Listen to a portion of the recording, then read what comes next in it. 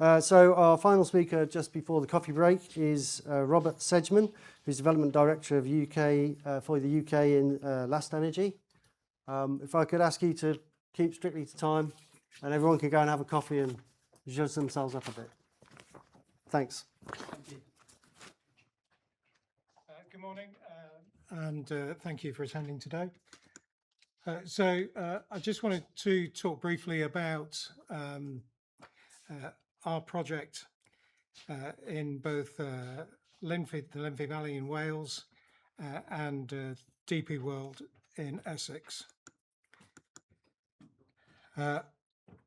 We've been going since 2017 and moved from a research organisation as the Energy Impact Centre through to our commercialisation and development era as we're in at the moment. We are a developer, owner, operator of 20 megawatt micro-nuclear reactors based out of Austin, Texas, with an office in Washington, DC and in London. We believe that the micro-nuclear way is a way of avoiding lengthy delays, cost overruns, and because we're completely privately funded, we don't put any public money at risk. We deliver through pressurised water reactors, so a bit like Rolls-Royce, a very old and established technology, offering stable energy prices and reduced grid constraints and delivering co-located energy, particularly through to data centres and manufacturing facilities through both steam and electricity. We are currently in the site licensing process for Llynfi, about halfway through, also through the environmental discussions with the EA and NRW and decommissioning with the NDA. So our technology is, as I say, pressurized water reactors, completely factory fabricated, air cooled, so we don't need water resources. And this is a graphic of the 4 units we're going to put at the Llynfi site, so 80 megawatts in total. And as you can see, it's adjacent to a national grid substation and also next to a major steam user. So air cooled, we just need a top up every few months of demin water. And it's a very standard setup, a reactor core through to non-nuclear balancer plant, so very oil and gas, so steam into a generator, steam through into a turbine. And as you can see, it is completely modular, built in a factory, resting on steel foundations rather than concrete, with a nuclear battery that is partially buried.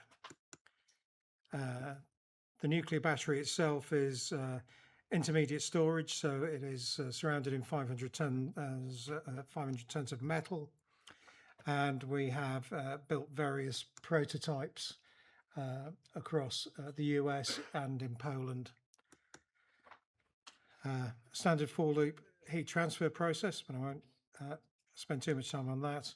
And end of life, after the 42 years of operation, the nuclear batteries are taken away and stored at, and hopefully at the deep geological facility, but before that at Sellafield.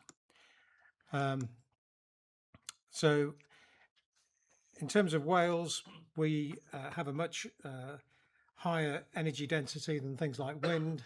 So for a small area of land, we can produce much more electricity and avoid pylons. And because our unit is only 12 meters high and about the size of a third of the size of a football field, environmentally we are not very large. And the Llynfi site was a coal-fired power station from the war, and as the site transitions, we'll be going for operation actually in 2029 at the moment. so fully commissioned and online within the next 3 years. And obviously, compared to coal and biomass, which had been planned for the site, we're much lower in emissions. In terms of transport,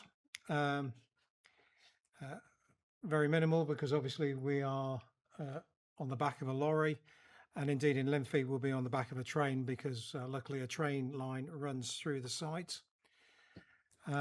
And we can provide great biodiversity and environmental benefits to the site by restoring it from a hydrocarbon contaminated site that is currently 15 acres of broken up concrete into a much better site for the environment with zero emissions.